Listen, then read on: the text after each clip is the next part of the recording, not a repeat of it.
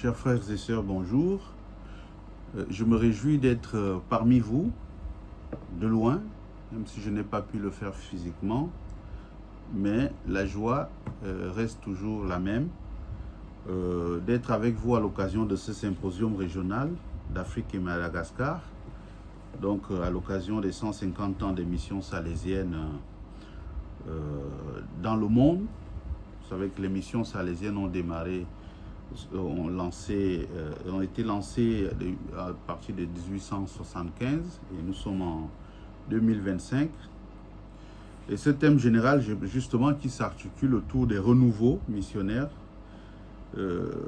sur l'interrogation des renouveaux missionnaires en Afrique. Quel renouveau missionnaire en Afrique, Madagascar, juste après 45 ans du projet Afrique. Voilà. Je suis content d'autant plus parce qu'on m'a demandé d'animer une causerie autour des défis missionnaires salésiens, en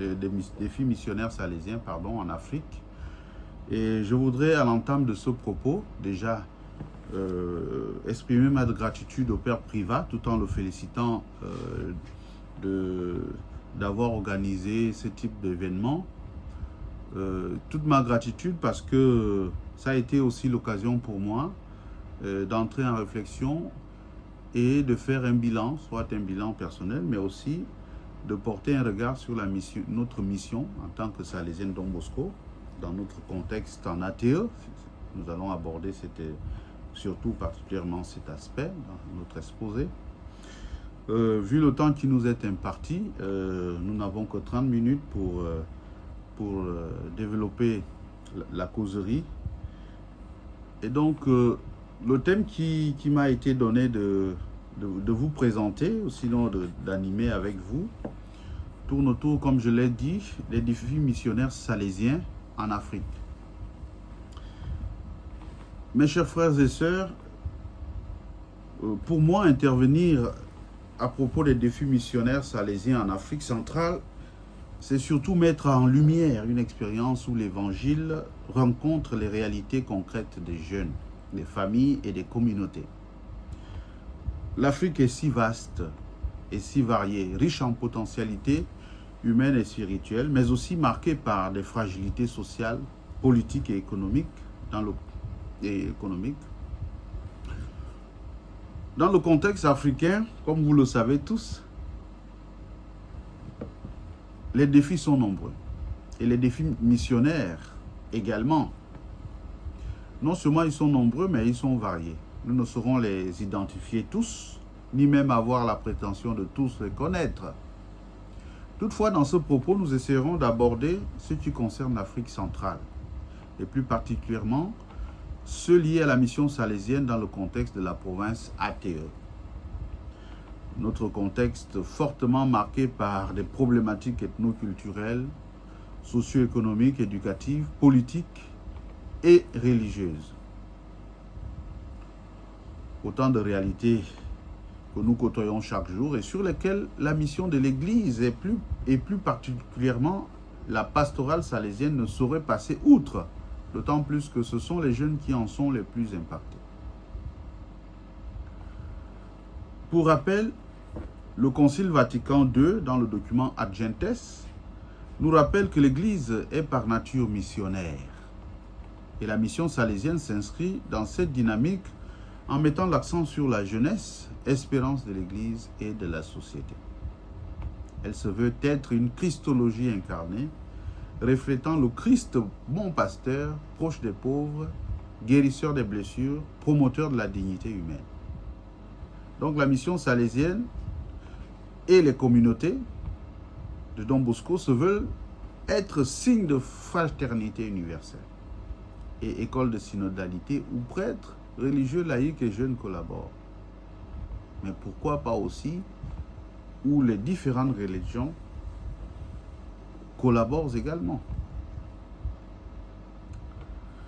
Cette trajectoire de la mission salésienne est une vraie gageure dans notre contexte, surtout lorsqu'elle doit faire face aux enjeux politiques, socio-économiques, régionaux, religieux.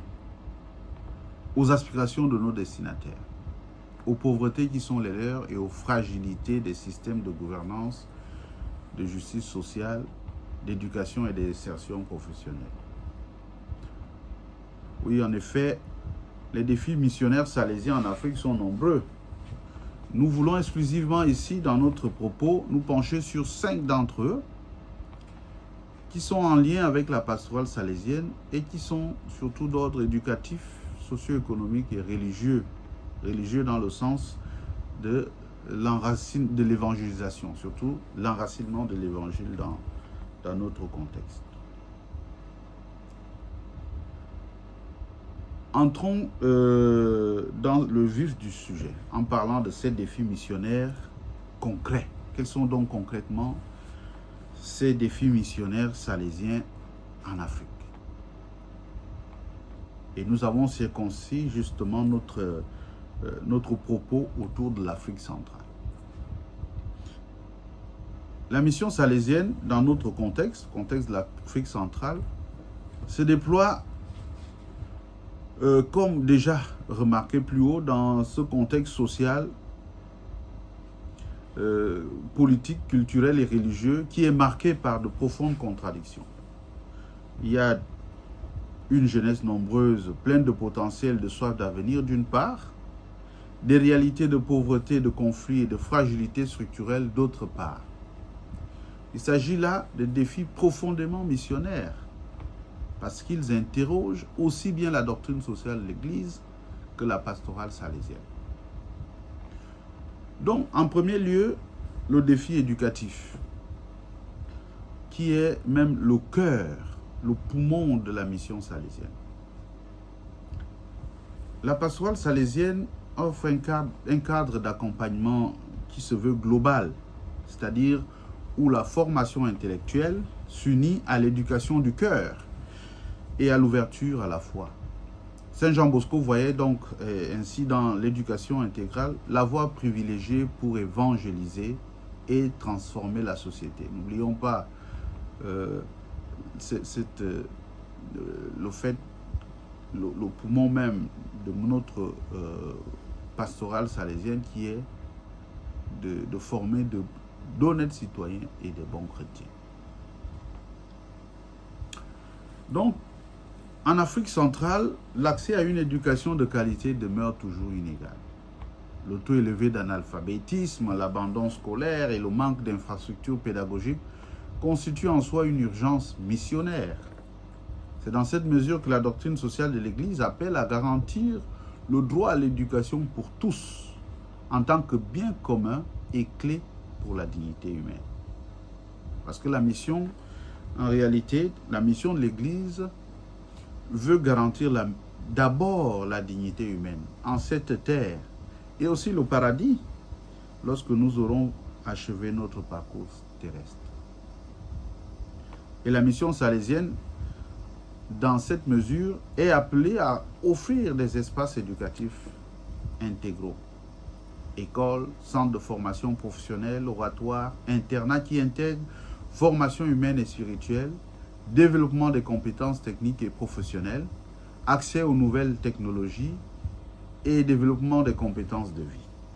À développer des actions concrètes telles que le développement de programmes d'insertion professionnelle, la collaboration avec les ONG, diocèses et autorités locales pour des projets socio-éducatifs durables, promouvoir la microéconomie solidaire et l'auto-formation des familles. Vous savez, au niveau au moins dans le milieu pastoral où j'interviens, on fait face à beaucoup d'inégalités, mais surtout au fait que les jeunes n'arrivent pas à avoir accès à un travail digne et équitable. Et je pense que notre pastoral doit justement veiller à ce que non seulement les jeunes aient la possibilité d'accéder à la dignité à travers un travail, et c'est pour ça qu'on insiste sur des programmes d'insertion professionnelle. Nous avons déjà mené un grand pas au niveau de nos écoles en Afrique et Madagascar à travers l'initiative du recteur majeur de lancer ici, dans notre région,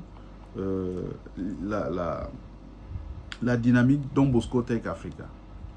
Et à l'intérieur de cette dynamique, nous avons proposé qu'il y ait dans chaque école professionnelle un bureau d'insertion qui va être le lien entre l'école et les entreprises pour pouvoir assurer à nos jeunes qui se forment dans nos écoles un travail digne et durable. Et je crois que nous devons avoir un esprit missionnaire enraciné dans la culture, mais aussi sensible aux injustices et à tout ce qui entame la dignité humaine. Un autre défi est le défi de la pauvreté et de l'injustice sociale, qui est aussi en lien avec le tout premier. Parce que l'injustice commence justement à partir du moment où les citoyens n'arrivent pas justement à vivre dignement. Et lorsque les organes des États, les structures sociales n'arrivent pas à satisfaire les besoins d'épanouissement des concitoyens. Donc, à propos de la pauvreté et de l'injustice sociale, les facteurs combinés qui perpétuent une pauvreté profonde et une injustice sociale persistante dans la sous-région sont entre autres les inégalités structurelles et la corruption qui limitent l'accès aux ressources et aux communautés. Si les richesses sont emmagasinées par un groupe de personnes et que les populations ne peuvent pas jouir des différentes richesses de nos États, évidemment, c'est la naissance des inégalités et le sentiment de plus en plus profond et poignant qu'il y a une forte injustice au niveau structurel. À côté de cela, le fait de cet accès limité, il y a aussi la croissance démographique rapide qui dépasse les capacités économiques. Certaines régions sont saturées et d'autres pas. Donc, parfois, si nous avons dans les plus grandes villes une saturation de la population et que les possibilités d'emploi ne peuvent pas absorber toutes les demandes, évidemment, cela devient une impasse économique. Il y a encore à côté de cela les conflits armés. N'oublions pas la RDC qui n'est pas loin de nous, qui engendrent surtout des déplacements forcés. Il y a les chocs climatiques comme la sécheresse, les inondations et qui affectent l'agriculture et entament l'autosuffisance alimentaire. C'est pour ça que beaucoup de nos populations vivent encore dans la pauvreté et l'incapacité de manger à leur faim. Et plus encore, la faible diversification économique et le manque d'investissement dans les infrastructures sont également des enjeux majeurs pour garantir la dignité humaine et l'emploi à tous. Enfin, le cercle vicieux de la pauvreté, la malnutrition et les maladies ralentissent effectivement le développement humain et économique. Dans ce sens, la pastorale de l'Église contribuerait à améliorer ces situations de pauvreté et d'injustice sociale. Mais cela à travers un engagement pastoral enraciné à la fois dans le spirituel et dans le social, fondé sur le service des plus pauvres et des exclus, agissant non seulement par des œuvres caritatives, mais aussi par des actions de transformation sociale et culturelle. Cela inclurait le développement humain intégral par la formation de leaders locaux, l'aide caritative, le développement socio-économique et la promotion de la bonne gouvernance. Et d'un autre côté, la promotion de la justice et de la paix, l'inclusion sociale et du dialogue interculturel pour construire une société plus juste et fraternelle. Mais encore, une présence proche des personnes marginalisées, favorisant leur participation active et leur autonomisation, évitant ainsi une approche paternaliste. L'Église ne peut pas assister continuellement les pauvres. L'Église doit pouvoir autonomiser les pauvres pour qu'ils volent de leurs propres ailes. Je crois que la dynamique caritative de l'Église doit justement se fonder sur l'autonomisation des pauvres. Leur donner les moyens de pouvoir se déployer et de vivre dignement. La Caritas et d'autres types d'organisations caritatives de l'Église doivent justement initier des activités dans ce sens qui autonomisent, mais pas qui assistent les pauvres. Parce que lorsqu'on assiste les pauvres, on les maintient dans un état de dépendance permanent. Et donc, la pastorale, la mission dévolue aux œuvres caritatives de l'Église devrait être de trouver des stratégies pour autonomiser les pauvres et les aider à vivre dignement. Enfin,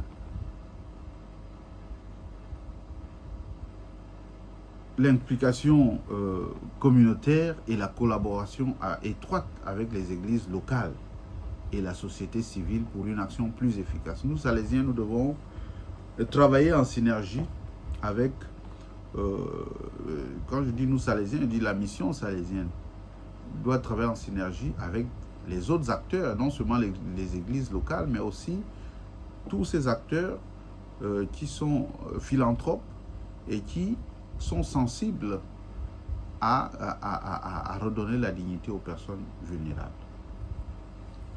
Une spiritualité qui nourrit l'engagement social et vise la transformation des structures sociales à la lumière des valeurs de l'Évangile. Ce serait là une pastorale ecclésiale agissante à travers un engagement missionnaire qui se veut facteur de changement social, promouvant à la fois le soulagement immédiat des souffrances et la transformation profonde pour un développement durable et équitable. La question de la justice sociale est un sujet sensible et je crois que dans la doctrine sociale de l'Église, c'est vraiment, on insiste justement sur le fait que l'Église doit être un acteur, un pilier pour stigmatiser toutes les actions qui visent à ôter la dignité aux plus vulnérables. Un autre défi qui est celui de l'évangélisation, autour duquel nous allons greffer deux autres défis, qui est le défi de l'inculturation, comme nous l'avons dit en introduction, mais aussi le défi vocationnel. Parce que pour que les missions grandissent, il faut des vocations.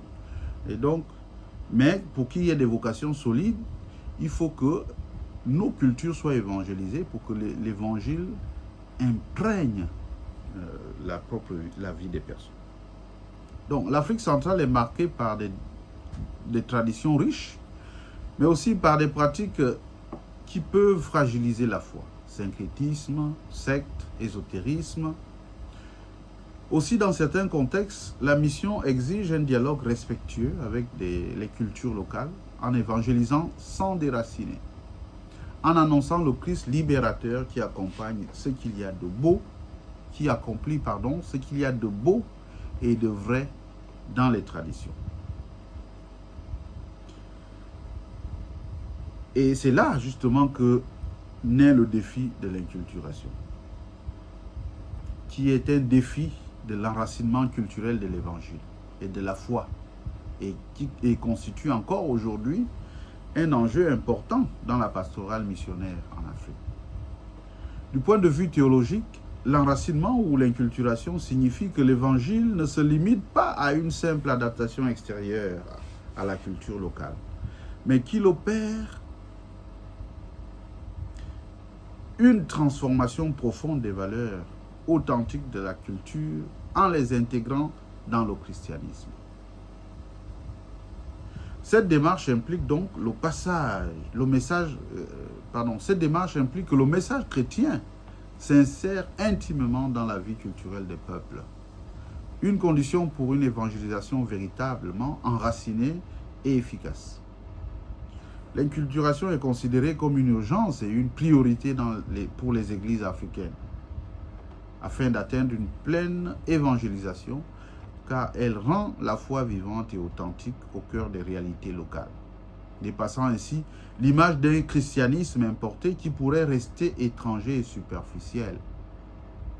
Cette perspective est soutenue par le magistère catholique et le courant théologique africain contemporain qui fait de l'enracinement culturel un chemin vers la maturation de la foi au niveau africain. Nous pouvons aussi voir du point de vue sociologique comment l'enracinement de la foi peut être un élément important pour renforcer l'enracinement de l'évangile. Donc, du point de vue sociologique ou sociologiquement, l'enracinement de la foi dans la culture africaine est crucial pour répondre aux attentes et aux besoins des peuples africains, en favorisant par exemple une appropriation de la foi qui résonne avec leur mode de vie, croyances et pratiques ancestrales. Cela contribue à une meilleure cohésion sociale et à la pacification dans les sociétés parfois marquées par des conflits culturels, religieux et identitaires. Par exemple, la pratique d'inculturation inclut l'adaptation des rites liturgiques. Qu'elle inclut l'adaptation des rites liturgiques? Déjà, c'est une chose qui est effective dans certaines régions de l'Afrique. La prise en compte des traditions sociales comme le mariage ou le veuvage et la promotion de valeurs positives telles que le partage, la joie et la solidarité présentes dans la culture africaine. Ce processus évite l'illettrisme religieux, l'exclusion des populations ou la perception d'une religion étrangère, renforçant ainsi la pertinence sociale et spirituelle de l'Église dans son environnement. Je pense que l'une des problématiques de l'inculturation, ou sinon qui montre que l'inculturation n'est pas encore effective dans certains milieux, c'est le syncrétisme. Certains qui pensent que, en fait, la religion catholique ou autre type de religion reste une importation. Et donc, on ne doit pas laisser nos pratiques ancestrales parce que c'est ça qui constitue notre identité. Et les pratiques des autres religions restent comme un héritage de la colonisation et qui est entré dans les habitudes. Voilà. Et je crois que c'est très important, cette lecture sociologique de l'enracinement de la foi, parce qu'elle permet justement de faire en sorte que il y ait une fusion entre le message de l'Évangile, qui est un message universel, et les pratiques culturelles, qui ne sont pas en contradiction, mais qui doivent évoluer vers des aspects qui favorisent beaucoup plus l'amour fraternel, la paix, la fraternité entre les personnes. En résumé, l'inculturation de l'Évangile est un enjeu clé de la pastorale missionnaire en Afrique parce qu'elle assure une transmission vivante et intégrée de la foi, théologiquement authentique et socialement adaptée, capable de transformer les cultures tout en respectant leur identité profonde. Et avec cela, justement, lorsque l'inculturation est effective et que les jeunes évangélisés, baptisés, ont bien perçu le message de l'Évangile et que cet Évangile a imprégné leur vie, la vocation ne peut être que authentique et forte. Et c'est là où nous vient le défi vocationnel. Donc, l'expérience missionnaire auprès des jeunes révèle aujourd'hui un paradoxe. D'un côté, une multitude de jeunes en recherche de sens, avides de vie intérieure et de repères solides. Et de l'autre, une rareté de vocations claires, durables et bien accompagnées. Ce constat nous interpelle directement la mission salésienne, car l'un de ses cœurs battants est précisément l'accompagnement vocationnel. En effet, la tâche missionnaire, c'est aussi de créer des espaces d'accompagnement vocationnel et spirituel qui sont solides, où les jeunes peuvent discerner librement leur appel comme prêtres, religieux, laïcs, engagés, avec des éducateurs missionnaires capables de conjuguer foi, compétence et proximité. C'est pour cela que le missionnaire qui a évangélisé de façon profonde crée, suscite des vocations. Dans la perspective de Don Bosco, chaque jeune porte en lui une semence d'appel que Dieu a déposée. Le rôle de l'éducateur missionnaire n'est pas d'imposer un chemin, mais de créer des espaces de discernement où le jeune peut mûrir librement sa vocation, qu'elle se déploie dans le sacerdoce, la vie religieuse ou l'engagement laïque dans l'Église et la société. Le PEPS, le projet éducatif salésien, insiste effectivement sur la nécessité de proposer aux jeunes un itinéraire intégral qui conjugue foi, compétence, proximité, qui sont aussi, comme je l'ai dit plus haut, l'attitude que doit revêtir l'éducateur missionnaire. La foi, à travers une annonce explicite de Jésus-Christ vécue dans la foi, dans la joie et l'espérance, enracinée dans les sacrements et la prière. La compétence, comme qualité éducative et pédagogique, qui donne aux jeunes des outils humains, intellectuels et professionnels solides. Et la proximité, à travers une présence affective et effective auprès d'eux, auprès des jeunes, selon le système préventif de Don Bosco, où l'accompagnement se vit dans la confiance, l'amitié, la présence quotidienne. Voilà. Comme le rappelle un document de la congrégation salésienne, que beaucoup de salésiens connaissent, Jeunes et accompagnement vocationnel, il ne suffit pas d'attendre passivement les vocations. La mission consiste à mettre en place des lieux de croissance vocationnelle, oratoires, groupes de prière, expériences missionnaires, retraites, communautés accueillantes. Ce sont des laboratoires vocationnels où les jeunes expérimentent la joie de suivre Jésus dans différentes formes de vie chrétienne. Je pense que cette perspective éclairée par ce document, Jeunes et accompagnement vocationnel, est extrêmement profonde et est une interpellation également. Dans l'esprit de Don Bosco, l'accompagnement ne se limite pas à quelques rencontres ponctuelles. Il s'agit d'un chemin patient et personnalisé où chaque jeune est regardé comme une terre sacrée. Et ça, c'est Christus Vivit qui nous le rappelle, sur laquelle Dieu écrit son histoire. Le missionnaire éducateur devient alors un véritable compagnon de route, témoin de l'Évangile, qui conjugue la paternité spirituelle, la compétence éducative et la proximité affectueuse. En définitive, la tâche missionnaire aujourd'hui est inséparable de l'accompagnement vocationnel. Sans cela, les jeunes risquent de rester des chercheurs sans repère et l'Église se prive de vocations solides et généreuses.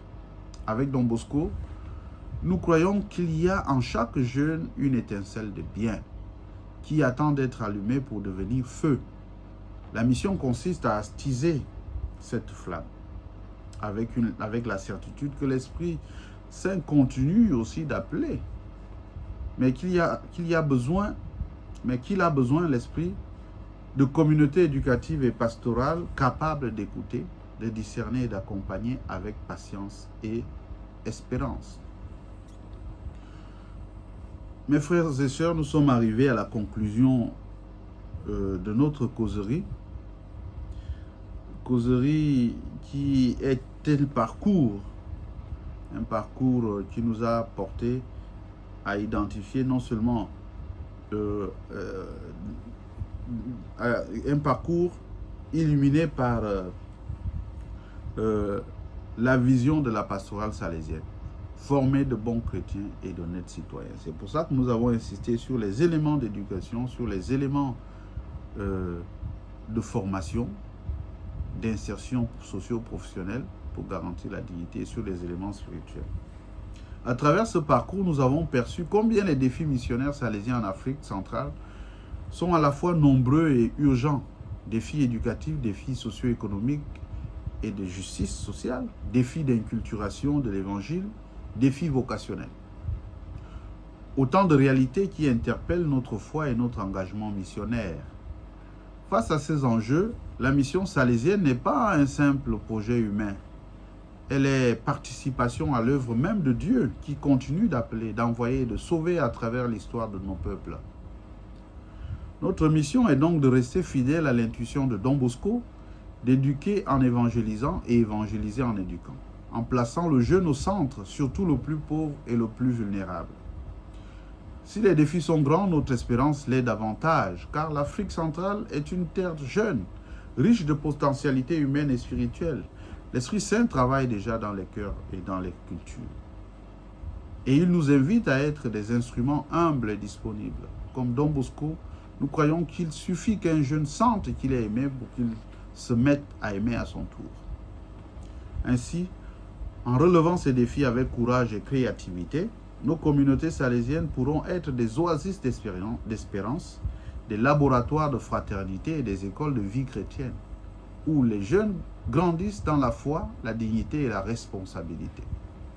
Que Marie Auxiliatrice, notre mère, éducatrice, continue de marcher avec nous et d'inspirer notre mission, afin que nous soyons vraiment des témoins de l'Évangile au cœur de l'Afrique.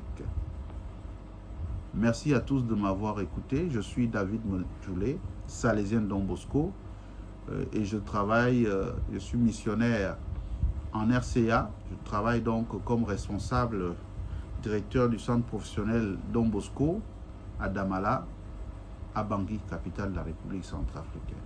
Que Dieu vous bénisse. Priez pour nous. Je vous remercie.